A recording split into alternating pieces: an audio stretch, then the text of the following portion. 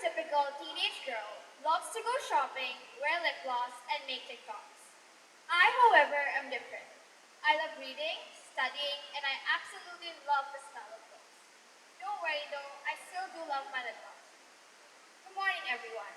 I'm Sayesha Harjani, and today I'm going to begin by describing myself with a single word: ergophile. I know it seems like an odd word, one that some people might not know the meaning of, or might not have even heard of, but I think it suits me. Let's break it apart. Ergo basically means work, and file basically means being used to something or enjoying something. Put it together and you get the simple meaning of ergophile as a person who works constantly and enjoys it. You might know this in the form of another word, like workaholic. They both have the same meaning and they both describe me. I know it's unusual to think that a teenage girl like me loves to work and loves to study. But let me tell you, even though it's uncommon, it's definitely not unheard of. Take my mom for an example. At my age, we were identical, major bookworms. This generation loves Taylor Swift, and so do I. So I'm going to be quoting a song from her 8th studio album, Folklore. The song is titled This Is Me Trying, and the lyric goes, I was so ahead of the curve became a sphere. Fell behind all my classmates, and I ended up here, pouring out my heart to a stranger. The reason I brought up the song is because this particular part of it is my biggest fear, falling behind and failing in life. I have this belief where in order to succeed in life, I have to work as hard as I possibly can and put in my best efforts just to get my best results. And so I created a schedule for myself that would allow me to be as productive as possible while still having fun. Little did I know, I would eventually get bored of it and I would move on to another one. It does feel nice to have something to rely on, but eventually you'll get bored of it. Think of it in this way. You buy yourself a sweater, and the first time you wear it, you think, oh my god, I love the sweater. I'm going to wear it literally every day. Fast forward a couple weeks, the sweater is now sitting in your closet, not worn, for a really long time. Why? You got bored of it. This feeling of getting bored is a threat of losing motivation for people like me. People like me.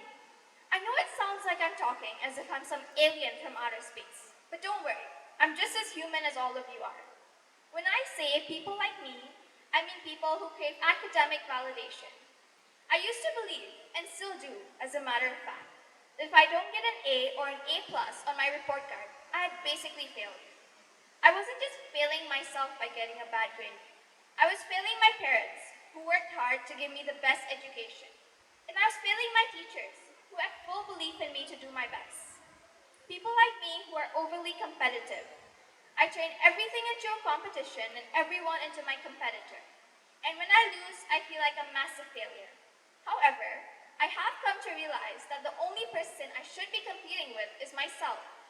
I know people say it often, and they don't do it, but I do it.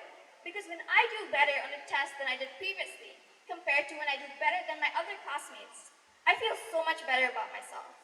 Try it out, I'm sure the results will shock you. People like me who are OCD and extremely perfectionist. Everything, down to the last detail, has to be the way I like it and the way I can clearly see it and understand it. Trust me, all of these traits mixed together do not create a great outcome. An OCD perfectionist, academically validated, overly competitive teenage girl who is going through mental, physical, and emotional changes basically creates a tired monster. This monster would sit in her room for hours, ignore texts, and study till late at night. People would tell me, you're still young. You have a long way to go. The work only gets harder. You'll have so much more to do, and that scares me. What if I can't do it then? What if I fail? What if I don't achieve my dreams? What will happen to me then? And so to make up for it, I work hard in the present. I would get the grade I dreamed of. I would get the validation I aimed for. But what about my relationships? Well, they turned out a train wreck. I lost people who mattered to me, like friends, just because I couldn't get my priorities right. My habits would affect my health too. I'd get tired and sleep in classes, which would lead to me missing work. Then I'd stay up again at night just to make up for it. And I'd repeat the cycle all over again. So I decided I needed to change. I decided that I wanted to create a balance between work and relaxation, and so I worked towards it. I wouldn't say I'm perfect at it, but I do think I'm getting better at it. It's as simple as knowing yourself. When you're tired, take a break, grab a snack, watch a movie, listen to music, talk to your friend. It could be anything as long as it recharges you.